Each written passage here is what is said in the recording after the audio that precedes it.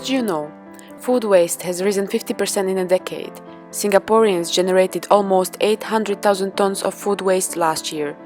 That's around 140 kg of food wasted per person. It's the same as everybody in Singapore throwing 2 bowls of rice in the trash every day. Only 13% of the food wasted can be recycled, one of the lowest recycling rate for waste. Now, let's see how food waste can be generated through food production, food processing, marketing, purchasing and consumption. We also look at how food waste can be treated and recycled in the supply chain. First, let's zoom in to how food production results in food waste.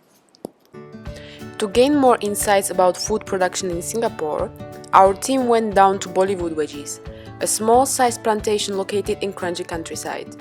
The farm is run using sustainable methods with no pesticides nor fertilizers used on site.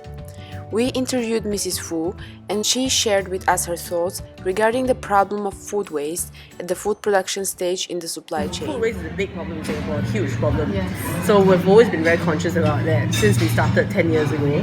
And so now we're quite successful in curbing the waste. I mean, it takes a lot of management.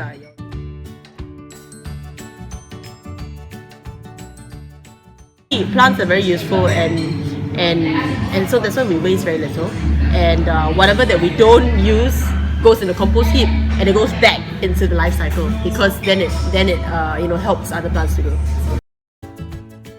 The farm makes use of resource-saving techniques such as composting, where green waste such as leaves and food waste are left to break down into humus after a period of time.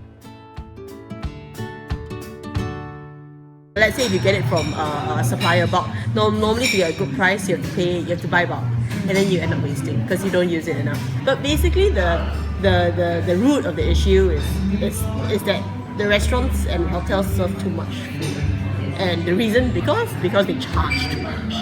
So I mean the cost issue is the main thing here. They call themselves a green market, a farmers market, but think of all the food miles that have gone in to that product that's from the USA, or that product that's from Europe.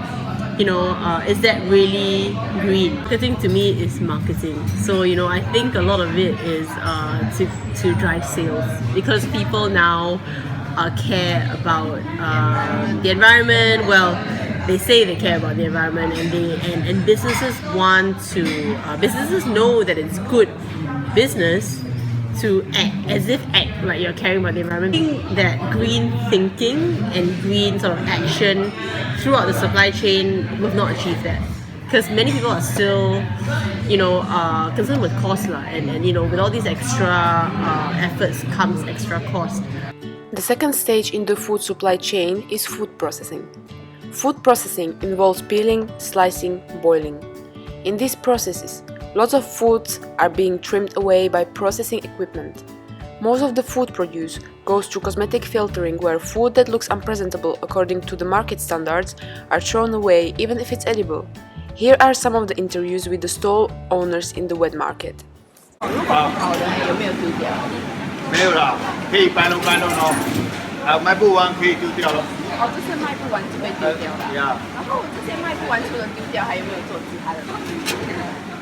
没有啦，菜卖不完，那没给拿干掉嘛。你对这些菜有进行修剪的吗？有啊。那些被削掉的菜你怎么处理？没有，是丢掉。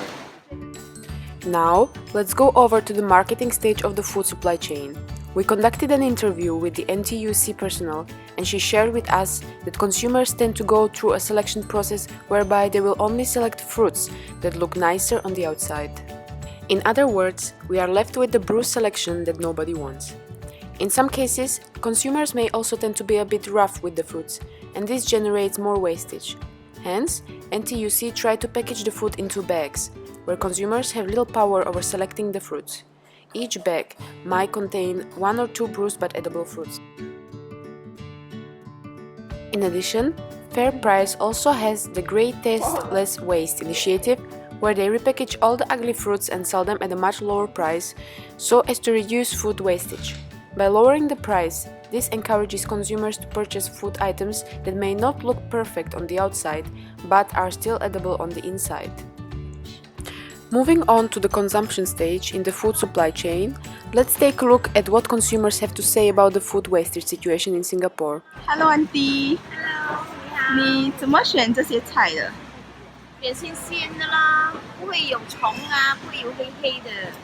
选它又轻哦，又轻，代表新鲜哦。啊，那你会选择这些不漂亮的菜吗？当然不会啦，漂亮拿回去也是丢掉，选漂亮的啦。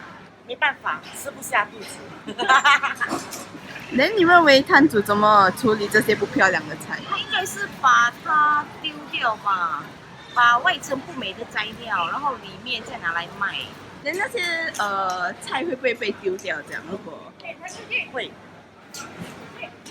如果他们打折扣给你，你会不会选这些不漂亮的？还是不会，为什么？因为拿回去丢掉很浪费，要让摊主自己解决吧。买这些不会，为什么？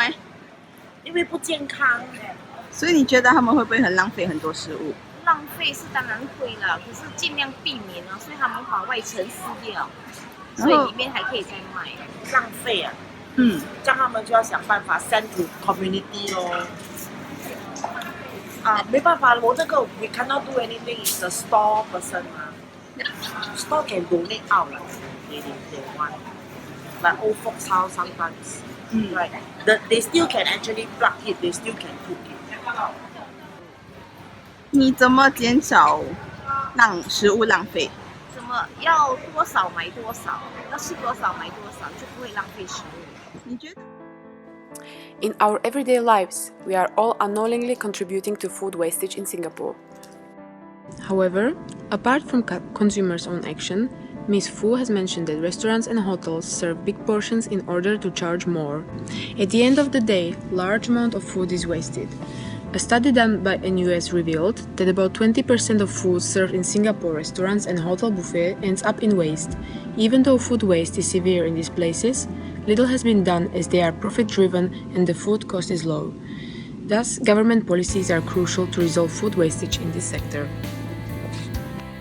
In the food supply chain, some initiatives have been taken to reduce food waste. For instance, composting is used to break down food waste organically, and corporates also have initiatives such as repackaging of agri-foods.